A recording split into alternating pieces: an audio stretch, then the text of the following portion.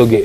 Ya emang ya bahkan sampai ganti tahun ya karena Pilpres saat itu kan mepet Februari ya.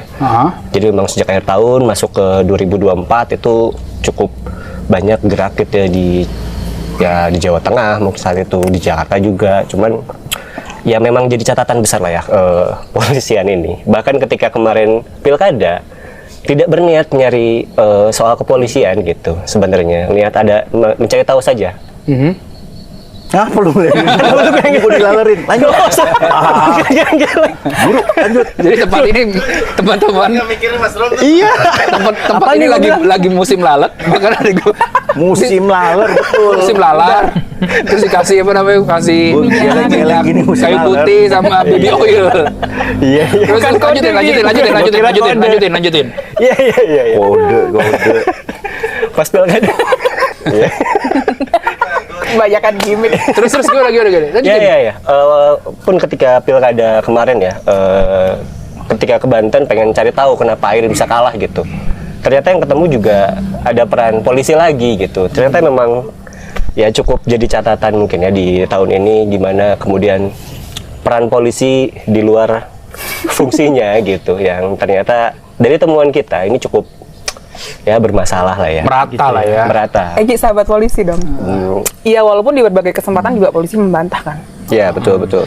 Cuma memang saat dalam pencarian bahan pun kita juga tidak mencari lewat tidak hanya di bawah ya, artinya bertemu dengan orang-orang yang terlibat langsung. Kita juga ketemu sama beberapa orang dalam kepolisian sendiri. Gitu. Di internal justru. Di internal kepolisian dan ya tidak hanya di level bawahnya juga, tapi juga ada beberapa yang di level ya punya jabatan lah ya. Dan sulit nggak sih Gi lo menembus? Nah, bukan begitu pertanyaannya, bukan sulit. Stres nggak sih lo? Oh iya.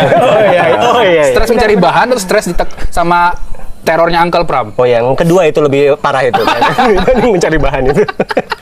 Nanti di-cut bagian. Nggak boleh dong.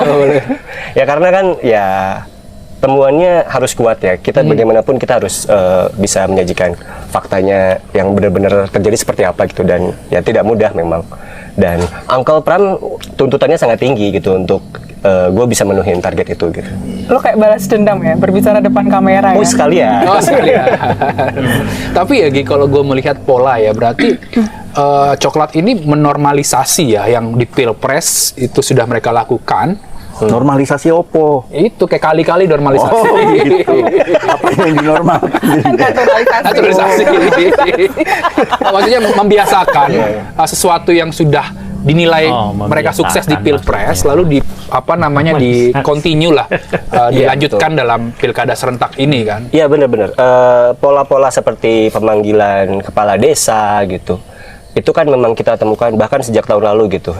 Ada kepala desa yang dipanggil kemudian ditekan gitu. Dan di pilkada ya kemarin pun ketika di Banten itu ya seperti itu juga gitu. Di Jawa Tengah juga masih terjadi. Sulut juga yang temunya lu ya kemarin waktu itu liputan itu. Tapi waktu liputan kan lu sebagai yang pertama kali menulis keterlibatan polisi di majalah Tempo ya, Uncle ya. Ya Cica juga ya waktu itu. Cica atau Egi duluan yang paling dalamin? Bareng gue ya. Bareng. Lu udah liputan sampai subuh atau malam nggak gitu? Sulitnya mencari bahan, stresnya mencari bahan, ketemu narasumber malam-malam gitu. Ada narasumber jam 1 malam gitu ngajak ketemu, ada sih. Ada ya. Ada kan Gi? Ada. jam 1 ya itu jam 1. Lu temuin ya. Tapi itu. Iya, karena Ditunggu. dia bisa jam segitu ya kita datengin. Itulah susahnya atau nikmatnya menjadi jurnalis ya, Pram.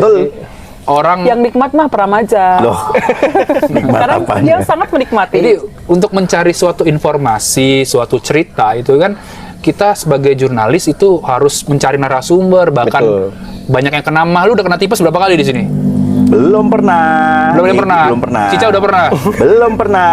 Belum. Gua sudah 2 kali kena tipes tuh. Tapi tidak tahun ini. Tidak tahun ini. Tahun sebelumnya. Artinya kerjaan kalian tahun ini lebih ringan dari tahun sebelumnya. Enggak juga. Kalau ukurnya salah satunya kan itu. Tipes. Tonnya agak intimidatif.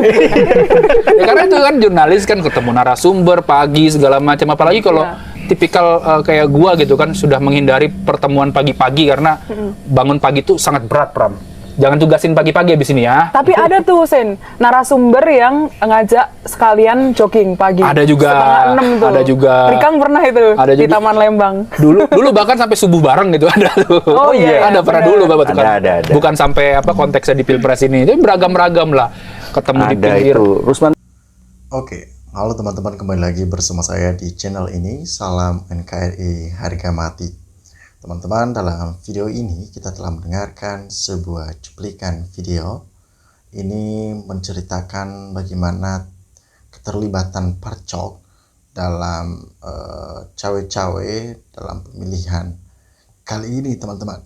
Nah, ini bukti bahwa intervensi dari seorang Jokowi itu sangat luar biasa. Bagaimana ia mengintervensi orang-orang supaya mendukung dia dan orang-orang yang dipilihnya. Tentunya ini politik busuk yang seharusnya tidak boleh dan tidak layak dilakukan oleh seorang mantan presiden, melakukan hal-hal seperti ini. Nah, pada kesempatan kali ini teman-teman, saya akan membacakan bagaimana tanggapan netizen menanggapi hal-hal seperti ini karena sudah ketahuan, ya, terungkap semuanya siapa di balik kecurangan besar di Pilkada 2024 ini. Nah, ini bukti bahwa Jokowi masih kuat cengkramannya. Di dunia politik di negara ini, Parcok aja bisa diatur, apalagi hanya ketua partai politik Kim Plus. Tentunya bukan hal yang sulit mengendalikannya bagi Jokowi, sebab rata-rata mereka tersandera. Nah, kalau ini terus-menerus akan terjadi, maka ini menjadi sebuah ancaman bagi negara kita untuk mewujudkan suatu kedamaian kemajuan nantinya. Karena sifat-sifat Jokowi saat ini yang terlalu berambisi mulai keluar sifat seorang aslinya. Aslinya seorang Jokowi tentunya membuat kita takut, membuat kita trauma dengan berpolitik. Nah, pada kesempatan kali ini Pak Prabowo jangan mau diatur, jadilah diri sendiri. Semoga sehat jabatannya, jangan sampai jatuh ke wakilnya. Nah, kesempatan ini tentunya ini kesempatan yang besar bagaimana Prabowo memperbaiki kabinet merah putih dengan menyingkirkan orang-orangnya Jokowi, mengeluarkan orang-orang Jokowi yang memang mereka adalah menjadi penghalang Prabowo dalam menjalankan tugas-tugasnya. Karena mereka masih disetting oleh Jokowi. Seperti misalkan Parcok lah, KPK lah, ada banyak hal yang masih di bawah kendalinya Jokowi. Masih ada Gibran juga. Tentunya hawa nafsu yang besar dan ambisi Jokowi yang besar ini membuat kita sebagai masyarakat Indonesia geram. Seakan-akan kita ingin musnahkan gerakan-gerakan seperti ini. Karena ini tidak baik, tidak etis dilakukan oleh seorang mantan presiden selayaknya begitu. Nah, itulah kejahatan dan ambisinya Jokowi. Seolah-olah negara ini miliknya dan rakyat dibodohi. Lalu alat negara tutup mata dan telinga karena uang rakyat, percaya karena uang orang mau bela Jokowi. Sejak anaknya Jokowi menjadi wakilnya, Prabowo baru terbuka sifat aslinya dan tampaknya. Sifat asli Jokowi yang sebelumnya dia membungkus dengan baik, membungkus dengan topeng yang begitu baik, mulus, terlihat keren. Yang dimana kita kenal Jokowi adalah orang yang baik, orang yang jujur, sabar, tetapi niatan-niatan licik dan busuknya baru ketahuan ketika anaknya Gibran telah duduk di kursi wakil presiden. Itu tentunya suatu hal yang tidak enak untuk dilihat, tidak enak untuk ditonton. Kenapa? Tindakan-tindakan Jokowi yang begitu luar biasa membuat kita masyarakat, oh ternyata begini orang-orang pejabat yang telah mengerti hukum, tetapi ia berani melanggar konstitusi tersebut. Ya, ia berani mempertontonkan hal yang kurang elok di tengah-tengah masyarakat. Parcok ini jelas-jelas merusak demokrasi, menjarah keadaan rakyat. Gila, ini oknum, enak banget kalian. Ya, keadilan harus ditegakkan. Mulyono ngawur karena nggak punya kedaulatan negara ini, diam saja dan mudah dikendalikan. negara kacau karena yang punya kedaulatan cuman bisa pelanga-pelongo, jadi mudah dijinakan. Teman-teman, sahabat-sahabat dari Lensa Netizen, dimanapun Anda berada teman-teman, silakan berikan tanggapan teman-teman di dalam kolom komentar ini, sehingga kita dapat bertukar pikiran antar satu dengan yang lain lewat kolom komentar ini. Terima kasih teman-teman, NKRI harga mati.